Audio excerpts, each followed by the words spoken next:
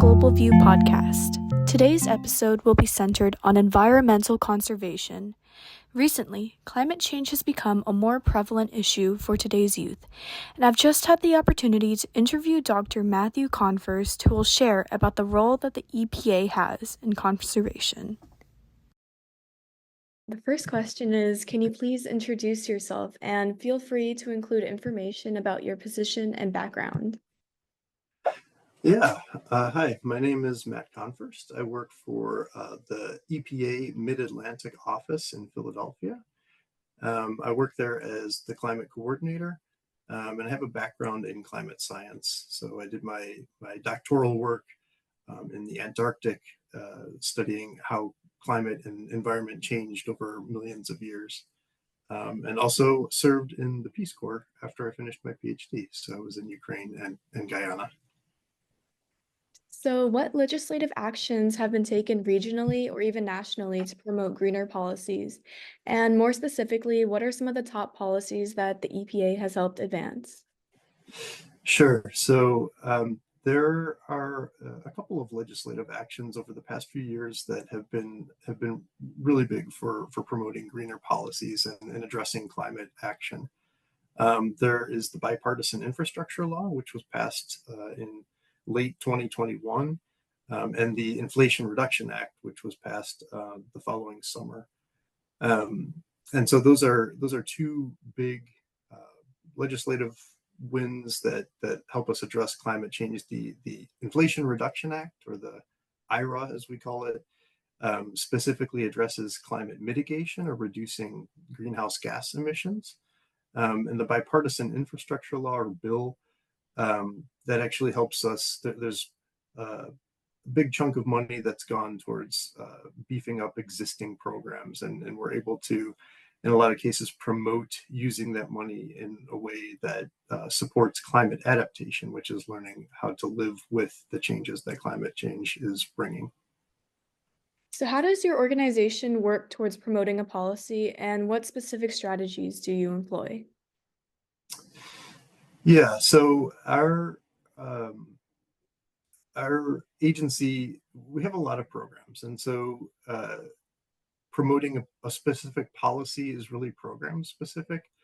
And so, for example, climate change can impact EPA programs in really diverse ways. So you can think of how wildfire smoke impacts air quality, or how a drought conditions can reduce stream flow and sort of concentrate pollutants in that stream flow.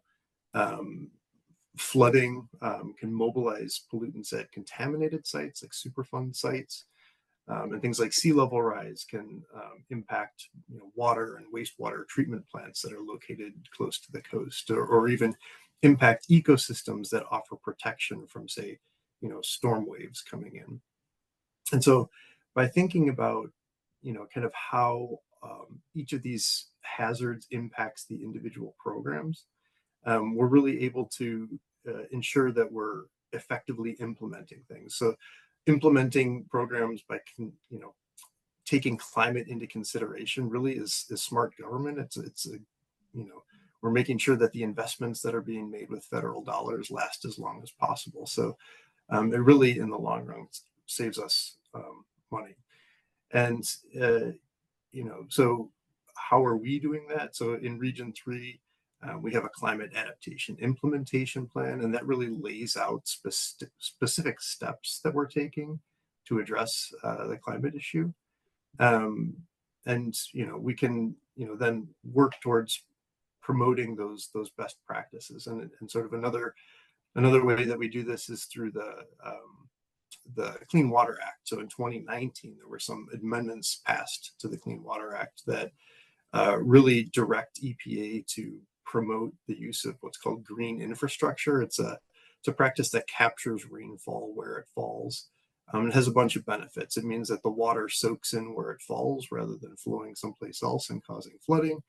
But it can also filter out pollutants in that place. So rather than washing, the water washing into local streams and rivers and water bodies, including all the pollutants that are along the way, it actually soaks into the ground and filters all that out on the way. So it has water quality benefits, it has water quantity benefits.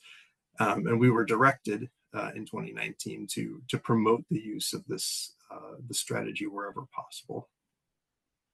So, what role does the EPA take in promoting the reduction of greenhouse gases from major corporations? Sure. So, I'll say that we don't specifically target corporations in the work that we do, but we do play a role in reducing greenhouse gases. And there's kind of a couple of prongs to that approach. And one of them is creating rules or standards that help reduce greenhouse gas emissions. And so historically, that's included things like setting standards on tailpipe emissions, which has significantly reduced transportation related greenhouse gas emissions. More recently, EPA has released oil and gas methane rules, so that was late last year, and that reduces methane from and other smog forming chemicals from oil and gas operations. This is really important because methane is what we call a super pollutant. It's really more potent than just carbon dioxide.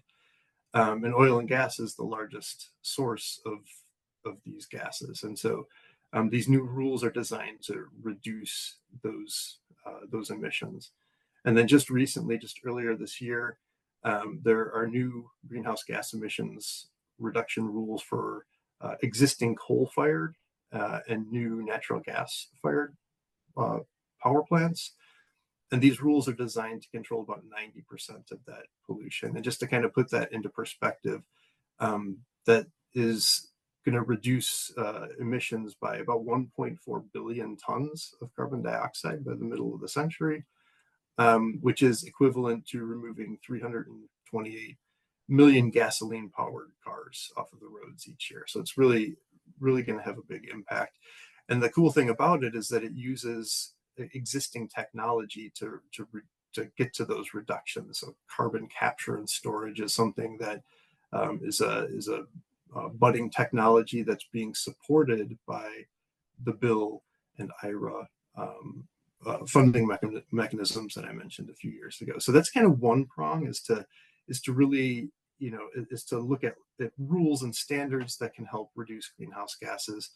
But really the second prong focuses on things like the Inflation Reduction Act that provide funding for a whole bunch of solutions that help reduce greenhouse gases. So there's a host of programs, not only at EPA, but at other federal agencies as well. And the Inflation Reduction Act is providing tax credits and direct funding to reduce those greenhouse gases sort of across sectors. So, is there any legislation that has hindered the climate advocacy movement, either current or historically? So I would say that it's, if anything, it's the lack of legislation that slows climate work.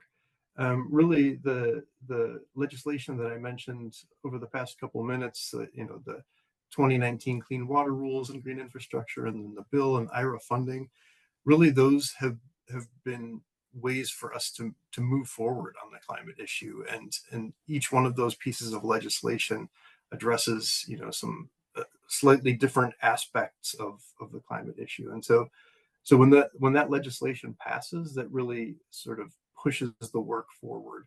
And when there isn't legislation like that, then that's when things kind of stagnate. So, what is the biggest obstacle to achieving success in the climate advocacy movement? So I would say, in my opinion, the biggest obstacle really is understanding the specific impacts that climate change can have. And so that could be on an specific EPA program, but it could also be on corporations. It could be on individual citizens, just the way that we live our lives. And so understanding the way that climate impacts us um, kind of clarifies for us what we need to do, rather than thinking about greenhouse gases create this warming effect and having a disconnect between how that impacts my personal life or an EPA program's goals. By understanding all of those linkages, we're actually able to address them much easier. And I think once you understand how you're directly impacted, it really unleashes creative energy that we have seen, not only in EPA but sort of with our states and our other partners.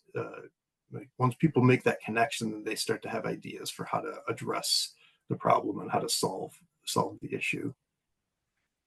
So, how does the EPA measure or quantify the success of their initiatives?